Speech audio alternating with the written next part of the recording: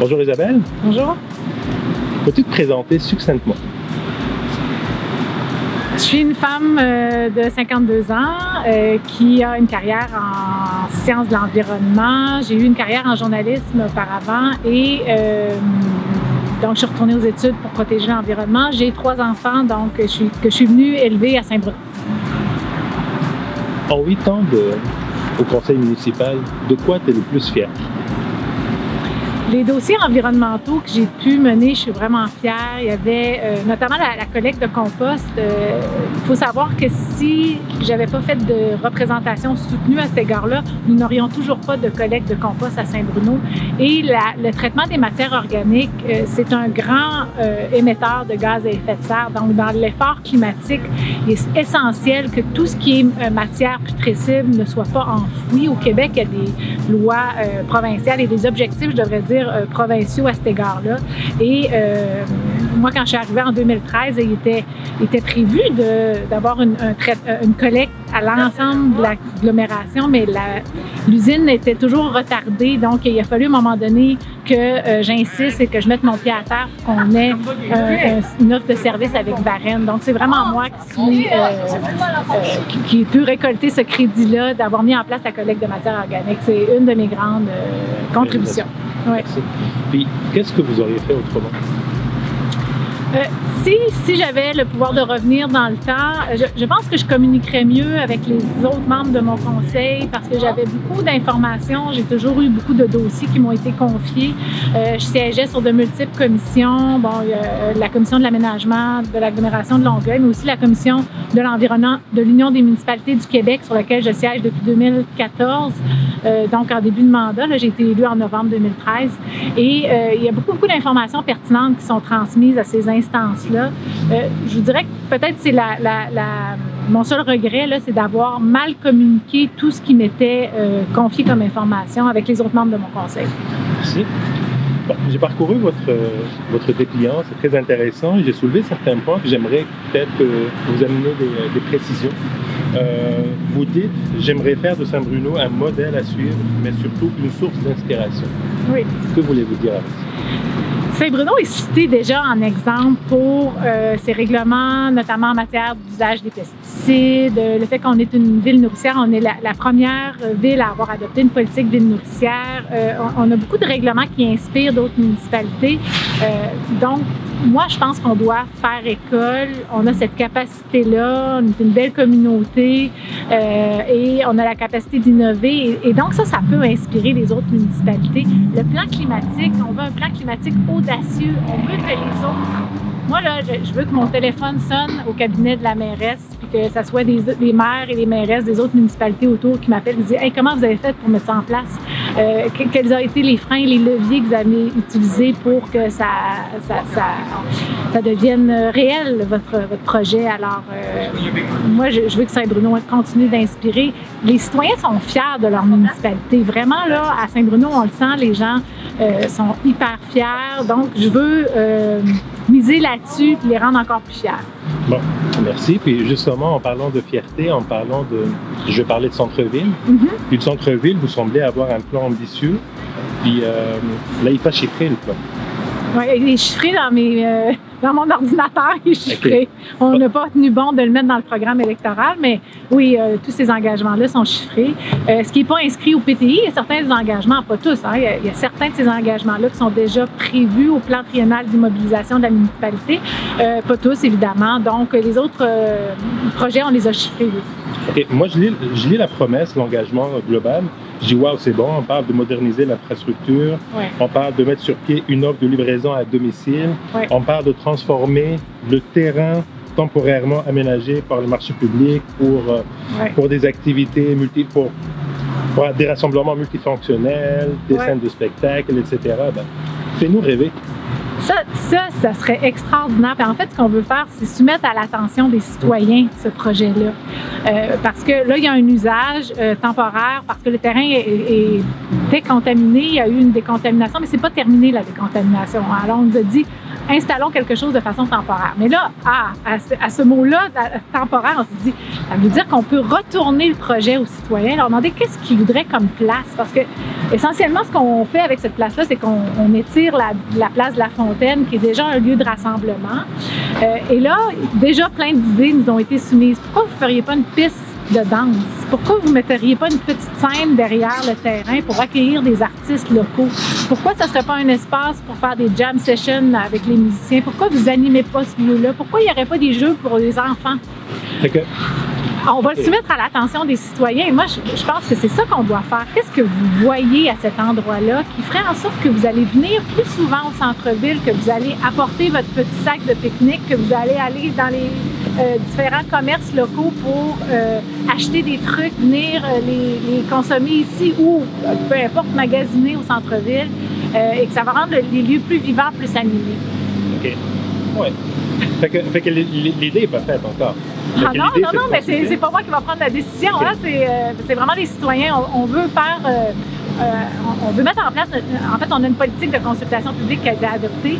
Il y a des outils qui nous permettraient d'aller en focus group pour voir qu'est-ce que les citoyens proposent. Ce genre de place-là, ça pourrait attirer les jeunes, ça pourrait intéresser les jeunes. Comment on va les consulter? Tu sais, c'est du monde, généralement, qui sont un peu moins intéressés à la politique. Beaucoup d'entre eux, ils ne votent pas encore, parce qu'ils ne sont pas éligibles ou parce qu'ils ne peuvent pas voter ou parce que ça ne les intéresse pas. Comment vous allez les intéresser avec ce projet? Oui, sensibiliser les jeunes à la démocratie et à tout ce qui est décision municipale, c'est un enjeu qu'on porte depuis 2013. Là, on a mis en place la tribune jeunesse pour cette raison-là. Il y avait des jeunes il y a un petit groupe de jeunes qui veulent être partie prenante.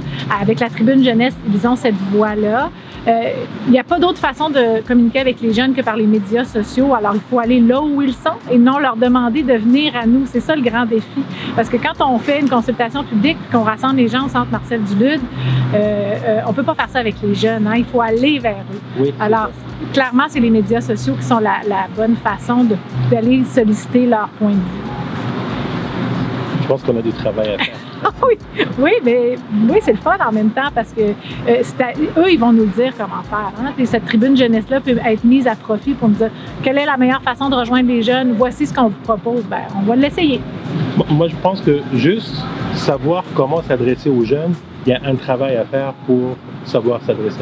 Oui, puis une municipalité, on a une direction des communications et ils sont très, très bons, ils sont excellents pour communiquer tout l'ensemble des décisions du conseil aux citoyens. On a beaucoup de communication papier, mais les jeunes, c'est un public particulier. Oui. Bon. Restons dans le domaine du centre-ville. Oui.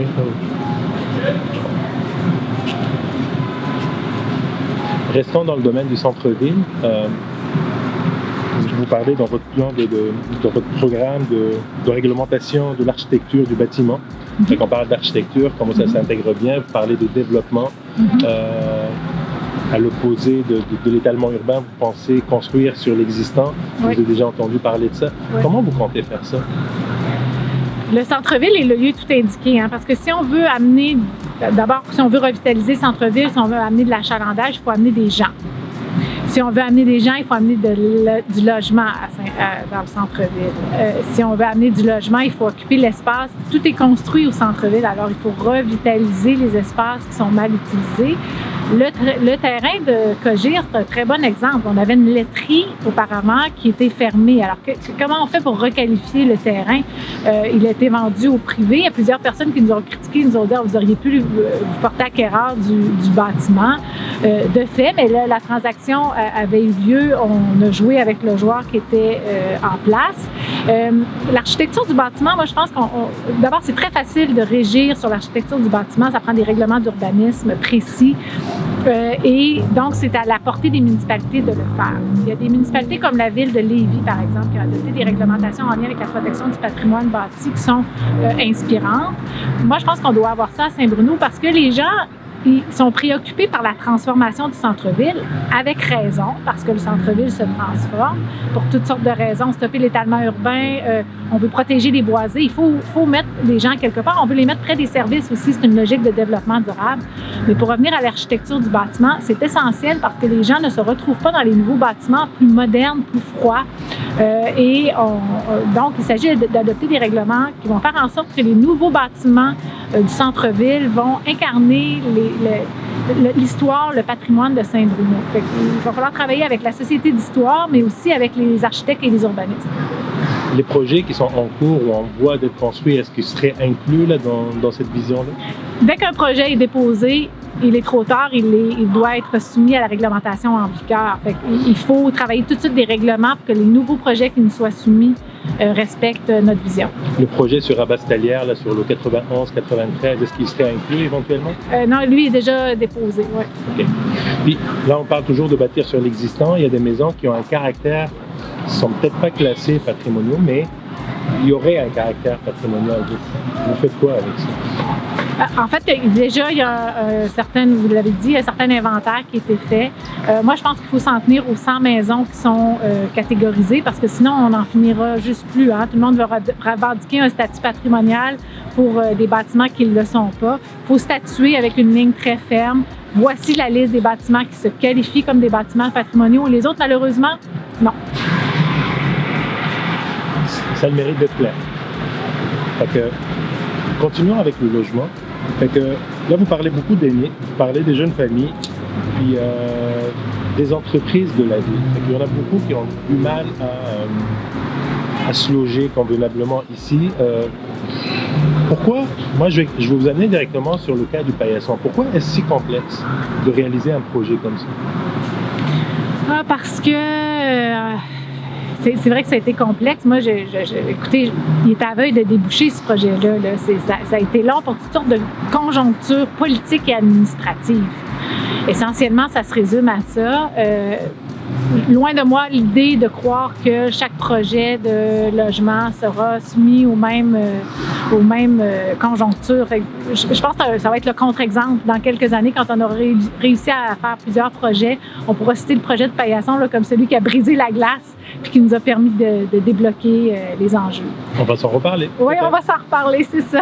Puis, il y a des idées, par exemple, on parle de logement abordable, puis là, vous parlez de créer un fonds à partir d'une surtaxe pour tous les projets immobiliers locatifs à but d'acheter des terrains, etc.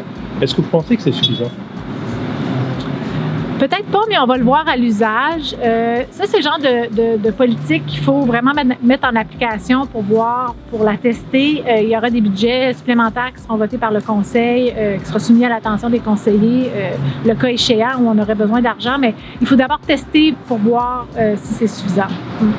Puis il y a d'autres villes comme Montréal, on demande aux promoteurs d'importants projets immobiliers de réserver un pourcentage de leur logement au logement abordable. Qu'est-ce que vous en pensez? Est-ce qu'on pourrait faire la même chose? On va faire la même chose. Le règlement qu'on s'apprête qui va être porté à l'attention du prochain conseil, si c'est moi qui suis mairesse, obligera un 10 % de logements abordables dans tous les nouveaux projets à Saint-Bruno. C'est une obligation, alors tout le monde va être obligé de s'y conformer.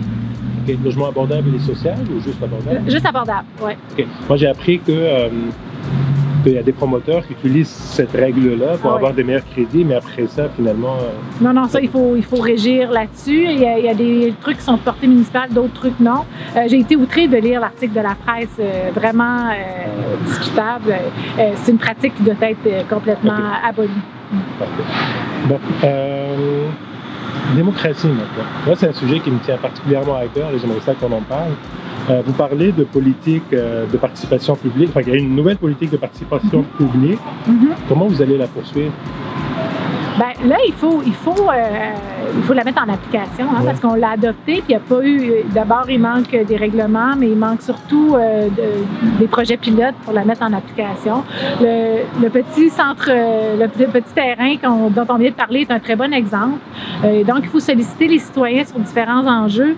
Il faut aussi que l'appareil municipal soit partie prenante de l'exercice. Par exemple, si on veut faire des consultations ou des séances d'information, je devrais dire, à toutes les fois qu'on veut faire des projets d'infrastructure municipale, il faut que ça devienne un réflexe pour la machine municipale.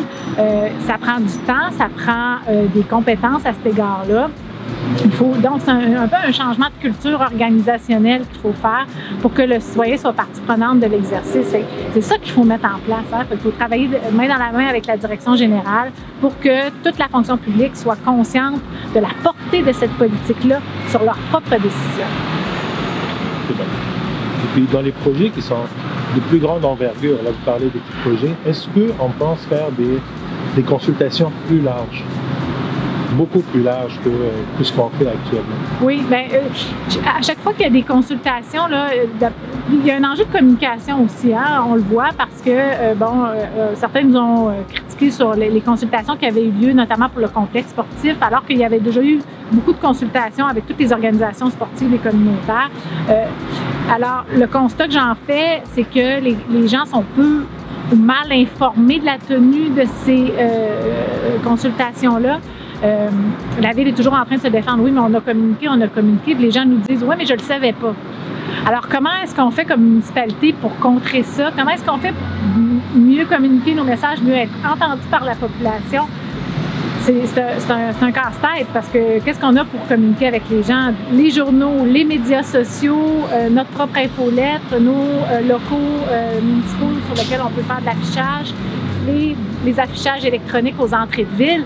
C'est nos outils de communication. Comment est-ce qu'on peut faire mieux? Je pense que je vais donner mon opinion. Oui. Je pense que ça prend des ateliers d'innovation pour aller chercher le monde. Ouais. Les gens, ils rentrent de leur job, ils s'occupent de leurs enfants, de leur souper, de leur quotidien. Des affaires comme ça, ils les voient passer. Ah, OK, mais ça passe très vite. C'est sûr.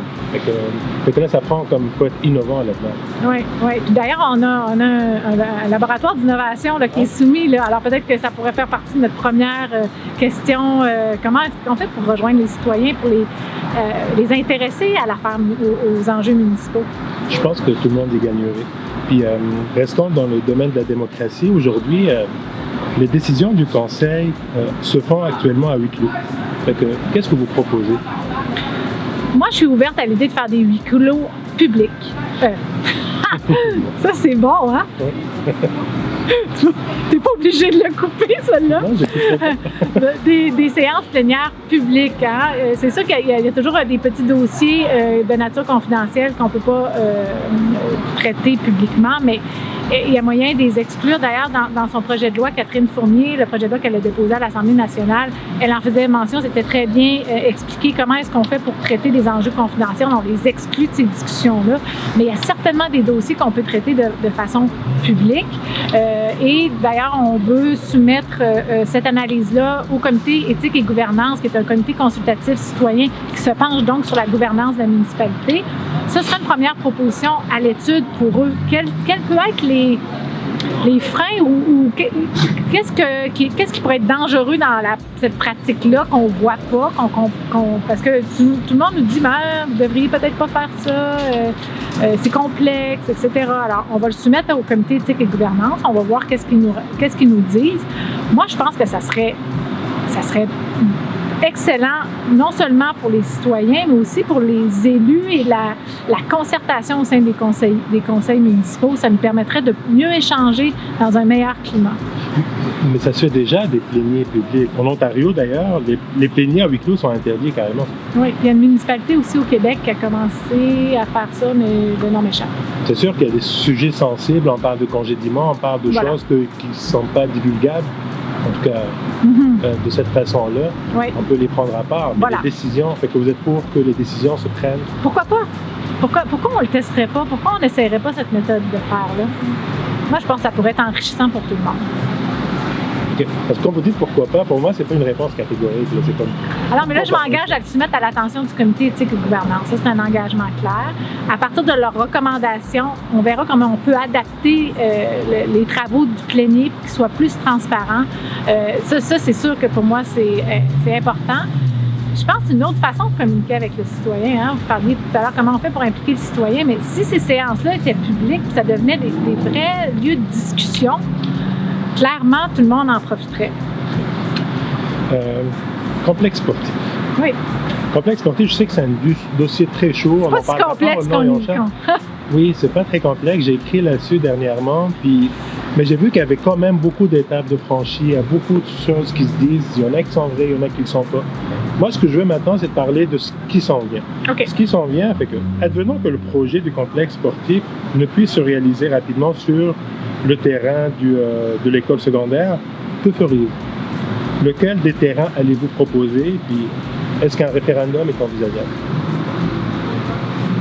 J'ai pas réfléchi à ça, je dois l'avouer, parce que pour moi, je pense que c'est une réelle proposition. Là. Il y a vraiment une ouverture du centre de service. Ça me semble être le site qui rallie le plus de gens aussi. Je vois pas pourquoi ça freinerait.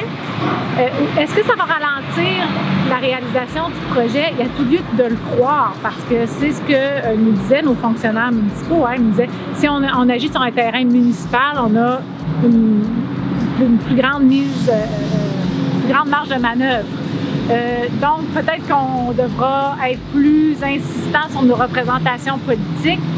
Moi, je mise vraiment sur le site de l'école secondaire. Écoutez, je vois pas pourquoi ça bloquerait.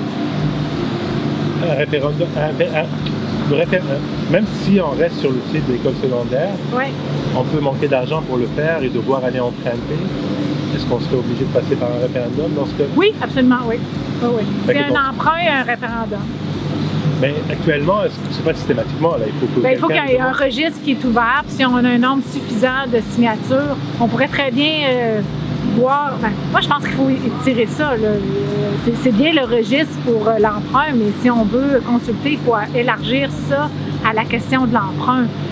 On veut tenir les citoyens au courant aussi des décisions qui vont être prises tant qu'aux usages à l'intérieur du complexe. Là. Qu'est-ce qu'on va mettre? Il y a beaucoup de besoins, puis il y a beaucoup de gens qui veulent avoir des infrastructures. Fait que ça, pour moi, ça fait partie des consultations qu'on peut mener. Parfait. J'ai des questions en vrac du public. Okay? Fait que je vais vous les poser. Ouais. Je vais vous demander une réponse très rapide. Ça va? Schlack. OK, Schlack, ouais. Comment voyez-vous l'îlot Beaumont? L'îlot Beaumont, comment je le vois? Bon, d'abord, il y a des arbres matures qui doivent être conservés. Il faut garder chaque arbre debout. Quand on coupe un arbre, pour moi, c'est un désastre. Donc, je le vois comme un endroit où on pourra accueillir des nouvelles familles montarvilloises. Que ferez-vous du consensus citoyen pour la construction de 5 maisons? Il y a un consensus tout autour. Les gens, c'est mon district, là, je suis encore conseillère municipale du district 5. Donc, oui, il y a un consensus. Les gens sont inquiets qu'il y ait un autre usage du terrain pour pas freiner leur quiétude. Hein. Ils ont peur qu'il y ait beaucoup de circulation aux abords. Donc, moi, c'est sûr que je suis sensible à ça. C'est pour ça, d'ailleurs, que j'ai tant tardé à me rallier aux autres membres du conseil pour garder l'usage communautaire sur le terrain. Restons sur la rue Beaumont. Oui. C'est une rue patrimoniale étroite, puis c'est un corridor scolaire. Mm-hmm. Comment vous voyez la sécurité là-bas? Pas facile. Hein? D'ailleurs, le conseil a déjà pris la décision de compléter le lien cyclable sur Beaumont entre des Hirondelles et Boucherville. L'enjeu de la circulation là, est partout. Beaumont, il y a déjà un trottoir d'un côté. Peut-être qu'il y aura lieu d'en mettre sur l'autre côté. Je ne sais pas. Il n'y a pas beaucoup de place. Non, c'est vraiment problématique. Il faut réduire la circulation de transit aussi. Hein? Les gens l'empruntent parce qu'ils coupent court pour aller ailleurs. C'est pas propice à cette rue-là, surtout le tronçon entre des Hirondelles et Boucherville. Écoutez, s'il faut mettre en place l'essence unique, on va le considérer sérieusement. On est rendu là à Saint-Bruno, il y a une telle croissance du parc automobile, il y a une telle congestion sur les autoroutes qui nous entourent qu'il faut donner un grand coup de barre au niveau de la circulation de transit. Concrètement, comment pourriez-vous implanter un service de garde réservé aux Montarvillois? Je ne pense pas que nous pourrions réserver un service de garde aux Montarvillois. Je pense que c'est contraire aux objectifs du ministère de la petite enfance. Mais on peut avoir de nouveaux services de garde à Saint-Bruno. Ça, c'est une évidence. On va travailler pour ça. Quelle est la meilleure place pour un service de garde? près des écoles pour réduire le transport des parents. Il faut que ça soit central, encore une fois. Alors, moi, je vois très bien qu'il pourrait y avoir des nouveaux services de garde près de l'école Montarville, par exemple. Choisir, je ne vois pas où est-ce qu'on pourrait. Il n'y a pas beaucoup de place. Mais clairement, il faut réduire la pression sur les ménages parce que les gens ils sont toujours en train de transporter leurs enfants à gauche, à droite. Quand il y a plusieurs... Moi, j'ai déjà eu trois stops à faire, là, avec 3 enfants différents. Ça augmente ton stress. On arrive à la fin de l'entrevue. Est-ce qu'il y a quelque chose que vous voulez aborder, qu'on n'a pas abordé déjà? Peut-être l'harmonie au sein du conseil. Les gens nous posent beaucoup de questions à savoir comment on va rétablir l'harmonie au sein du conseil. Moi, j'ai absolument aucune crainte à savoir qu'on va ramener l'harmonie au sein du conseil. D'abord, j'ai une personnalité rassembleuse. Je travaille en concertation. J'ai beaucoup d'écoute.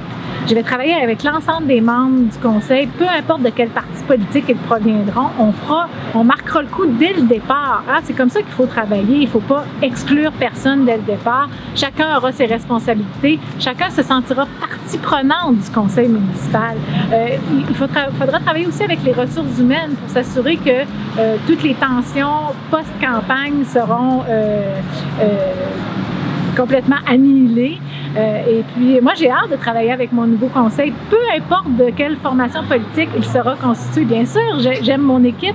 Je souhaite que l'ensemble de mes membres soient élus, mais je suis très consciente du fait que c'est, en démocratie, est-ce que c'est souhaitable d'avoir 8 membres d'un conseil qui viennent de la même formation politique? En tout cas, on pourra en débattre une autre fois, mais moi, j'ai hâte de travailler pour rétablir l'harmonie au sein du conseil.